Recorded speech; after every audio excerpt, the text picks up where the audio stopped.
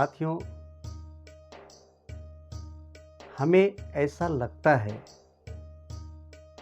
कि जैसे आज का समय है, ऐसे ही समय सदियों पहले भी था। समय कभी बदला नहीं है, क्योंकि जो सूरज है जब वो नहीं बदला,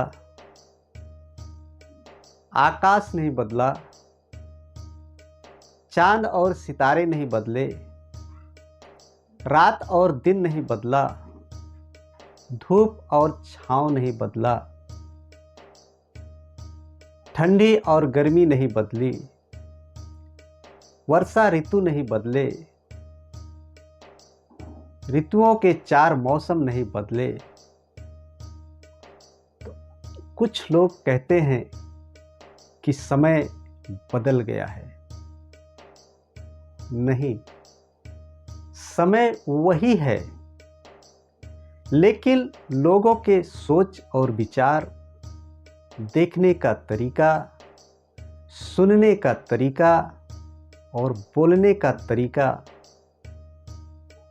मान अपमान करने का भी तरीका आज बदल चुका है, ऐसा लोग कहते हैं। लेकिन ऐसा नहीं है साथियों कि बदल गया है, बिल्कुल नहीं बदला है। क्या आज मनुष्य 2 पैर से नहीं चल रहे हैं? क्या पैर उठा करके हाथ से चलना चालू कर दिए हैं? नहीं, ऐसा नहीं है। जो साहेब हैं, उनके एक दोहे के माध्यम से हम जानेंगे कि क्या नहीं बदला है। आज के 900 साल पहले कबीर साहब ने ये बात कहा था, और उनके वचन के द्वारा आज भी हम सब जान पा रहे हैं कि 900 साल पहले भी यही हुआ था जो आज हो रहा है, और आगे भी होता रहेगा। इसी को तो सत्य सनातन कहते हैं, जो कभी बदला ना जा सके। कबीर साहब कहते हैं, काल करे सो आज कर, आज करे सो अबो, काल करे सो आज कर, आज करे सो अबो, पल में परले होएगी, बहुरी करेगा कब कबीरा, बहुरी करेगा कब। साथियों, कबीर साहब कहते हैं, क्योंकि ये टाल मटोल की जो आदत है, जो समय की गति अवस्था को नहीं समझते हैं, उनके लिए कबीर साहब ने ये सुझाव दिया है और कहा है कि यदि अपने जीवन में कुछ करना चाहते हो तो समय को ध्यान में रखो, क्योंकि समय बहुत मूल्यवान है। हर क्षण, हर पल मेरे इन हाथों से फिसलता जा रहा है। हमारे जीवन का जो आज का ये दिन जो बीता, समझो एक दिन हमारी अवस्था कम हो गई और एक दिन हमारे हाथ से समय निकल गया है।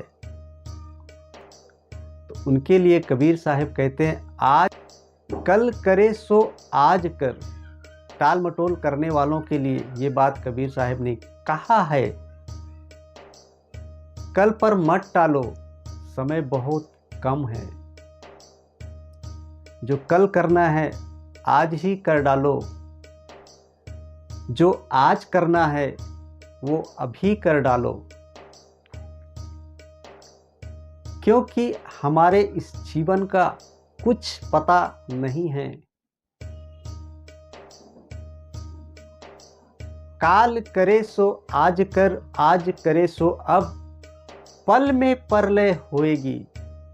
क्योंकि पल भर में, एक पल में क्या होगा किसी को कुछ नहीं पता है। आइए इसको एक छोटी सी कहानी के माध्यम से हम समझते हैं। क्योंकि एक खरगोश और एक कछुआ था, तो खरगोश को ऐसा लगता था कि हम कछुए से दौड़ने में माहिर हैं, और ये बात सही भी है। लेकिन दोनों में आपस में शर्त लगी, और साथियों, खरगोश जो है उससे कई कदम आगे दौड़ के निकल गया, और कछुआ अपने छोटे छोटे कदमों से चलता जा रहा है। निरंतर लगातार वो चलता जा रहा है, और खरगोश को ऐसा लगा कि हम बहुत दूर आ गए हैं, लाओ थोड़ा आराम कर लेते हैं। बस साथियों, यही गलती हम सब कर लेते हैं, थोड़ा आराम। और खरगोश नींद में आ जाता है, सो जाता है, और कछुआ थोड़ा थोड़ा करके अपनी मंजिल को छू लेता है, पहुंच जाता है, और उस दौड़ का विजेता घोषित हो जाता है। बस साथियों, काल हम सबको घेरे हुए है, हमें अगले पल का कुछ पता नहीं है। इसके लिए हमें पूर्ण तैयारी के साथ अपने काम को करना है, जिसके लिए हम इस संसार में आए हैं। सबसे पहले तो हमें पता होना चाहिए कि हम क्यों आए हैं, हमें ही मनुष्य रूप क्यों दिया गया है, क्यों मिला है, ये शरीर क्यों मिला है। ऐसे आसपास देखो, आप अपने एक पल के लिए रुक करके सोचो, आपको ही मनुष्य क्यों बनाया गया। नहीं तो घोड़े, बकरी, बैल, चींटी, पशु पक्षी, सांप, बिच्छू कुछ भी बन सकते थे। लेकिन नहीं, कुछ तो अच्छा था जिसकी वजह से वो परमात्मा ने हम सबको मनुष्य बनाया है।